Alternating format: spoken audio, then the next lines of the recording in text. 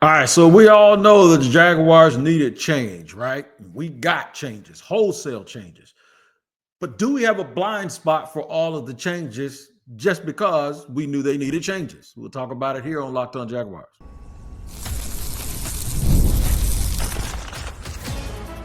You are Locked On Jaguars, your daily Jacksonville Jaguars podcast. Part of the Locked On Podcast Network, your team every day.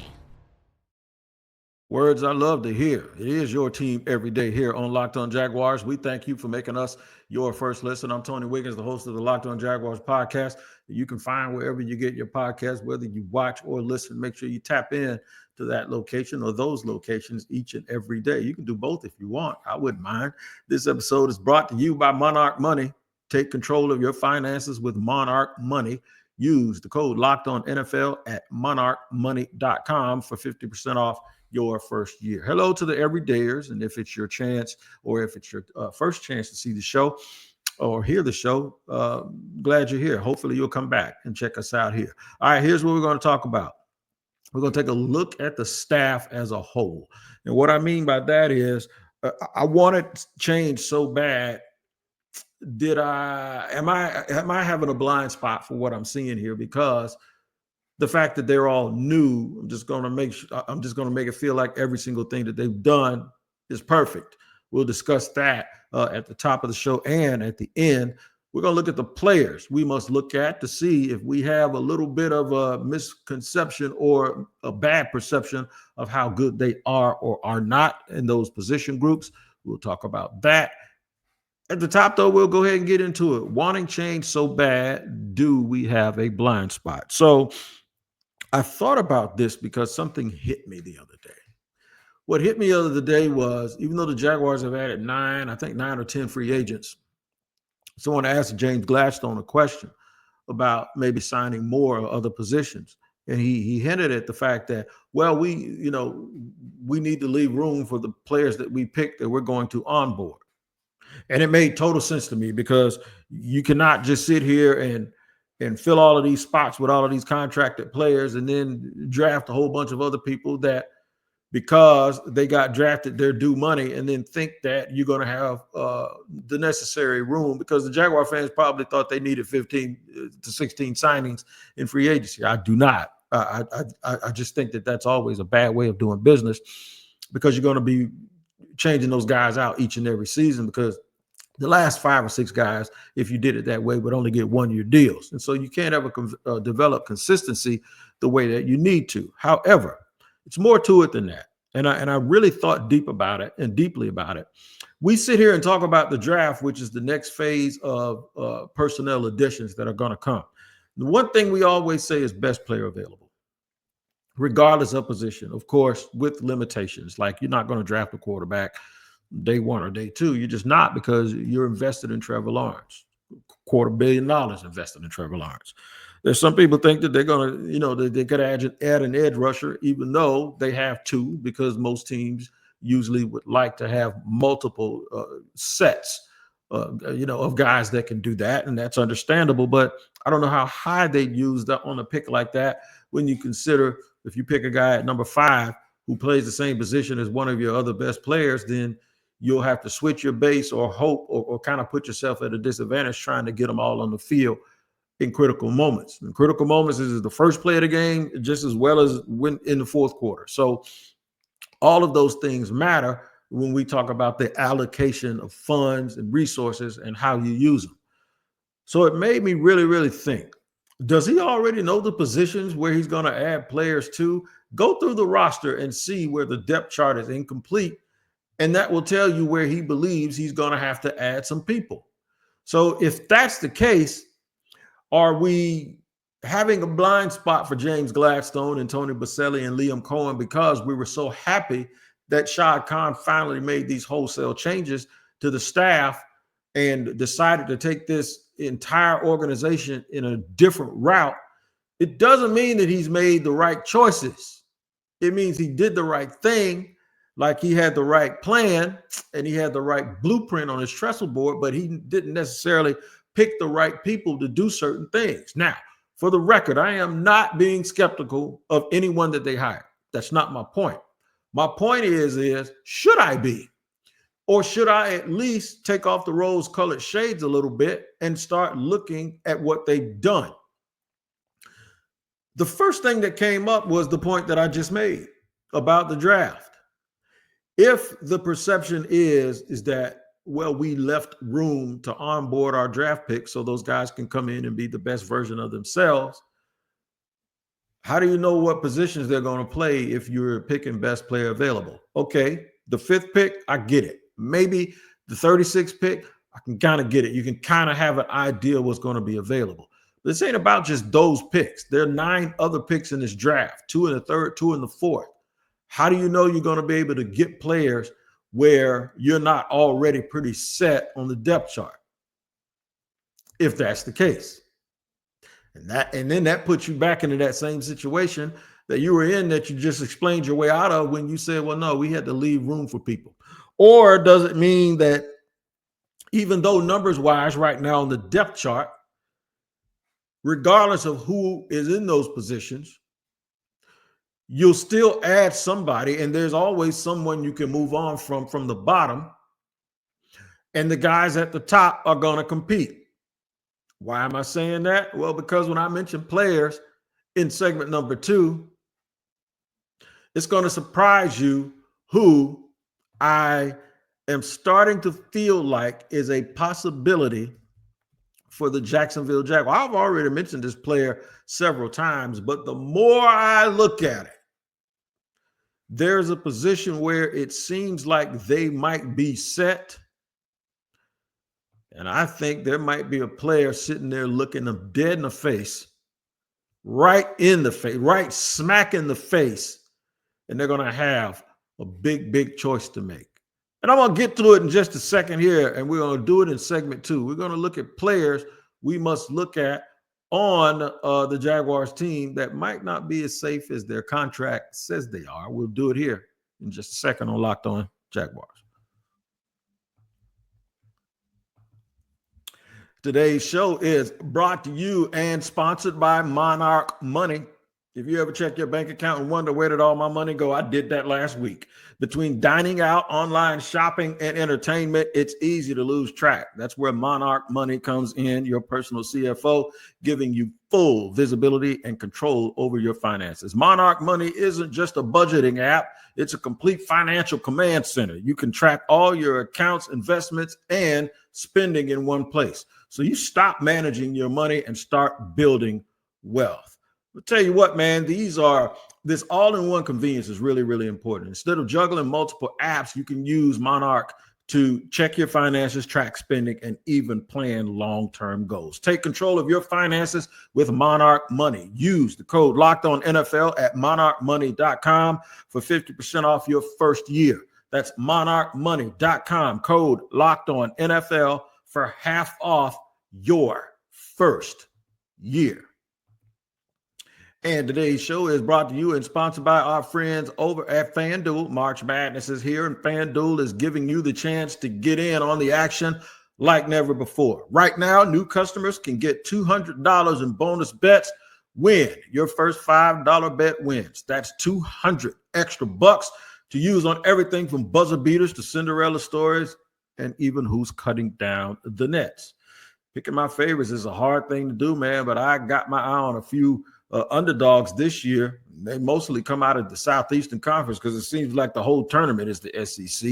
And FanDuel makes it easy to back them with spreads, totals, and game props. So visit FanDuel.com and get in on the college hoops action all tournament long.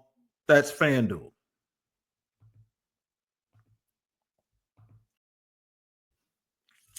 All right, rolling along here on Locked On Jaguars, where it's your team every day. We thank you for making us your first listen. I'm Tony Wiggins, the host of the Locked On Jaguars podcast. Wanting to change things so bad that when those changes actually came up, it's like, let me give you an example of what I'm talking about. You're going in a certain direction, but you realize you need a new car. You stop at the dealership, and they want to sell you a used car where you got to keep some of the parts of your old car. And you go, no. In fact, I'm going across the street. I'm going to buy a whole new brand. I'm going to buy a whole new vehicle, fresh car. And then you get back in your car and you start driving. Are you going in the right way? Are you going in the right direction? Yeah, you needed a new car, but are you still headed in the right direction? So I do believe they are. When you look at it in a vacuum, I haven't been opposed to anything that they've done so far. And mainly I've refrained from being overly critical. And I know I did this to much to the chagrin of some people that listen to me on a daily basis, and they pretty much told me so. And I told them to pause for the cause and just step back a little bit because I do this thing at my own pace, right? I'm gonna do this every day, man. I ain't gonna sit here and speedball the material just because one person thinks that I'm not being critical enough. So I did ask myself some of these questions. Do I really like everything that they've done? So I had to go and look at the depth chart real quick, right? And I didn't look at ESPN or our lads. I looked at the Jacksonville Jaguars depth chart. And I know it doesn't mean a whole bunch, but if they put it up there, I'm going to look at it and I'm going to use it, right? And the thing is, if you go to jaguars.com and look at jaguars.com/team/depth chart, they did this. So when you look at what they did in the context of trying to figure out whether or not they have left room to onboard the draft picks at the positions that you and I think they need to add people, it is very telling because the new additions to the team are not there. No free agents are listed. So on the offense, and it's an offense that obviously sometimes people list 12 starters because they also list the second tight end. The Jaguars didn't do that. It's a quarterback, a running back, 2 receivers, and a tight end, and of course the offensive lineman. Here are your starters: Parker Washington at 1 receiver spot, Brian Thomas Jr. at the other one, Etienne is your running back, Anton Harrison is your right tackle, Walker Little is your left tackle, and Ezra Cleveland is your left guard. Everybody else is blank. Everybody else is blank. And then they got the guys on the second team. The only second team guys that are on the offensive line, well, there's 3: Cole Van Lannon, Luke Fortner, and Javon Foster. So that means 1, 2, 3, 4, 5, 6, 7. But they added 4 people. So that's 11 offensive linemen. Does that sound like they left room for somebody? Right? I don't think so. Wide receiver. There are 2 mentioned. And guess who isn't on it? Gabe Davis. He's not there, right? He's not even listed at second team. And they listed 3 running backs. Here's what they did. They listed Keelan Robinson as the 4th team back with no 3rd team back, right? So when you look at it like that, it kind of tells you where you think they might plug people in. At linebacker, they named 4 people, but they named co-starters. Devin Lloyd, Chad Muma are co-starters, and Ventrell Miller and Yasser Abdullah are co-starters. I think, that's the outside line. That's in a 3 linebacker set, and Foye Oluwakan is the single starter. So it looks like to me that there's competition there. Tyson Campbell is listed at 1 corner. Jarian Jones is listed at second team outside at corner, and Montek Brown is second team. Darnell Savage is listed as a starting safety, being backed up by Andrew Wingard, and Antonio Johnson is listed as a second team safety. On the defensive line, the nose tackle position, Devon Hamilton, Tyler Lacey, and Jordan Jefferson, all the way across the board, right? Tells me that they're probably not going to get a person to play the 0 or the 1. The defensive tackle position, Eric Armstead is listed 1st. Second team is blank, and Mason Smith is listed 3rd. Gives you something to think about. Defensive ends, they have 3: Josh Hines Allen, Trayvon Walker. Miles Cole is listed at Trayvon Walker's backup. Therefore, there's an edge 3 that is right there and available for, the taking, right? So looking at that, if this gives any indication of where they want to inject people, defensive tackle, if they take Mason Graham, who all weekend, all the mock drafts I saw, they had Mason Graham sitting right there for the Jaguars at number 5. That would mean that the Jacksonville Jaguars would take him and make it a competitive situation between him and Eric Armstead at 3 technique. To me, that's what we get, right? It also appears that the Jaguars, having 4 corners right now listed, and then when you add 1 more with the signing of Joy Lewis, that they're probably good with that, but they may go and draft 1 more guy to make it 6. So now I'm starting to look around and I say, okay, if it's Travis Hunter, where does he play? Are they going to go and get another wide receiver? Because right now they only have 2 listed on the depth chart. And Gabe Davis, I don't know if it's because he was hurt or whatever, because there are some other guys on here that are banged up that aren't listed on here. So I don't know if a guy, maybe the list doesn't include guys that ended up being banged up. But I try to sit here and I go over this, and I think the one kid that outside of Travis Hunter, outside of Abdul Carter, outside of Ted McMillan, who I don't think is a top 5 pick now. There's just too many questions. I'm looking at Armand Membu, man, as a dude that maybe, just maybe, they just go, we got to let him come in and compete at right tackle. And maybe he competes with the kid that they signed from Dallas, and you play him at right tackle. Maybe you start him out at right guard and play Pat McCarry at left guard, and Ezra Cleveland is but they got Ezra Cleveland here listed as a starter, so maybe they like Ezra Cleveland. So the right guard spot is obviously there for Pat McCarry. The center spot is James Hainsey. Maybe McCarry is his backup, or they got Luke Fortner here listed second team. I'm wondering if Armand Membu is good enough for them to look at a situation where if they're sitting there looking at, and I don't think Abdul Carter is going to get past New England. I actually don't think he's going to get past Cleveland. I'm starting to think that maybe, just maybe, and I talked to someone who covered the Titans for a long time. They said that Travis Hunter doesn't sound like a pick for Mike Vrabel. They just don't seem to think they seem to think that maybe the pick for Vrabel is an offensive lineman like Membu to help protect their quarterback, Drake May. But they signed another corner in the draft. If they were going to take Travis Hunter, they wouldn't take him at receiver. They'd take him at corner at that high, and they would play him there. Perhaps they'll use him in the slot. People are in nickel 65, 70% of the time, and then the other 30%, they'll play him on offense, maybe. But it just didn't seem like a very Vrabel pick. Ironically, the folks told me that a very Vrabel pick is Jalen Carter. I mean, not Jalen Carter, not Abdul Carter, the kid from Georgia, Jalen Walker. If that's the case, that leaves the Jaguars with possible draft choices of Membo, Travis Hunter. And I had somebody hit me up this morning and they say they wouldn't take Travis Hunter because of his girlfriend. I'm like, man, I don't know if that got a whole bunch to do with the process, but the Jaguars are open to letting guys come in here and be nothing more than themselves. Y'all know how that sounds. And they are a team that needs an injection of talent. So it's like, do you take him? Do you take Mason Graham and have Mason Graham come in and compete with Eric Armstead? And quite honestly, I think most people would think that Mason Graham at this point could beat out Eric Armstead. And Eric Armstead is a high-priced swing guy and a backup that you can afford to do, sort of like Dante Fowler was, but you can afford to do it because the other guy, Mason Graham, isn't making as much money. And you look at that room and the spending in that room as a whole, as more than you do the spending on individual players and where they play or where they start. Or do you go ahead and just put an exclamation point and add a fifth offensive lineman because you evaluate Anton Harrison and go, I don't know. It's very, very difficult when you look at that depth chart, and you have to understand that maybe it doesn't include guys that ended the year banged up.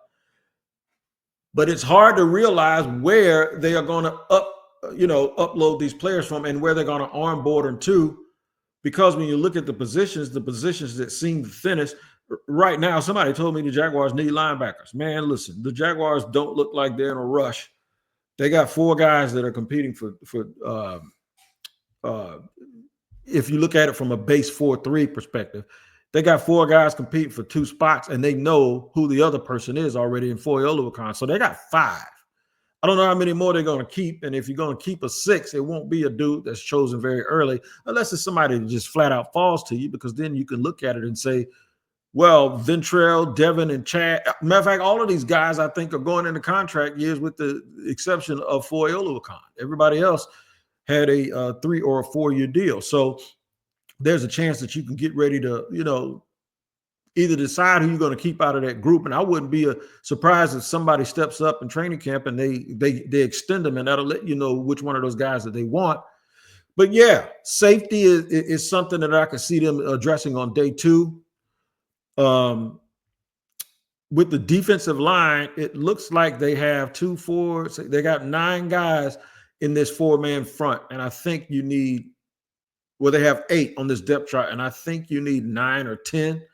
You need more than that going into camp, but on this extreme depth chart, this is where it starts to look like Mason Graham territory. The question is, do they like Mason Graham that much more than they like, say, somebody that they could go backwards and get, and then get yet another draft pick and maybe add another receiver? I think the wide receiver position is something that we really, really have to look at as a place where they're going to add probably 2 players.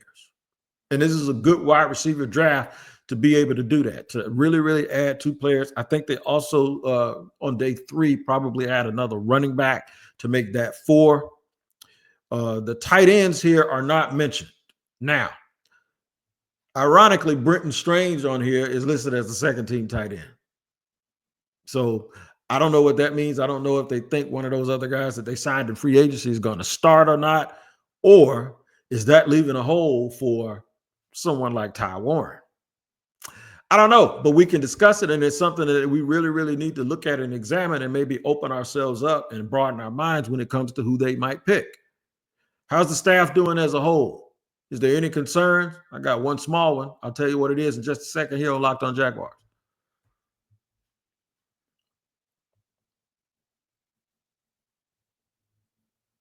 All right, third and final segment here on Locked On Jaguars. I am happy with what Shad Khan has done in the offseason. You can't sit here and beg for it to happen, and then when it happens, still complain about it, right? Because they, well, you didn't go get the guy that I wanted you to go get. Because Wig wanted Ian Cunningham or whatever. I'm not going to do that. But I am going to sit and do some self-examination and say, okay, Wig, have you created a blind spot for yourself because they got rid of Trent Balky and they restructured their entire way of doing business? The coaching staff looks different. The one thing that I like and that I'm afraid of is I saw a little bit of something that the Jaguars are doing. They're showing you social media clips of them in the draft room, them in the meeting rooms, and they're taking a lot of input from coaches about players. I don't think that's abnormal. I think the GM talks to the scouts first, and then they go from the scouting part of it. And the GM, he was scouting before he got here because he was doing the same thing with the Rams. So he probably had a phone book thick, full of nothing but evaluations.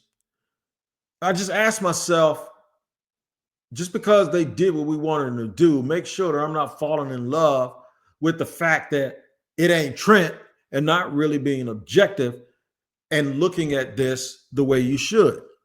So if there's anything that I'm going to be real nitpicky here, if there's anything, and this is nothing to have a long drawn out conversation about, but it is enough that if I have to pick something, it's the lack of experience.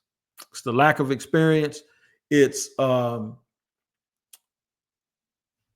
probably more so the proclivity of everyone to call this LA Rams South. I don't know of an organization that mirrored another team that is successful.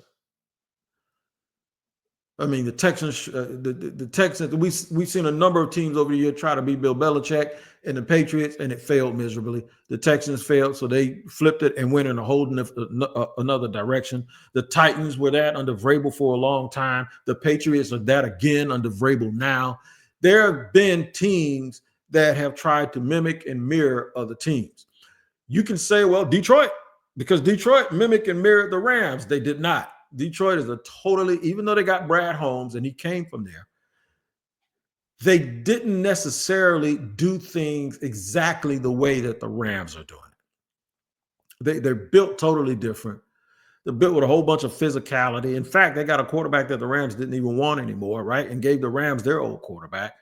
I don't think they're doing it the exact same way. I think they're using some of the same tactics and some of the same principles.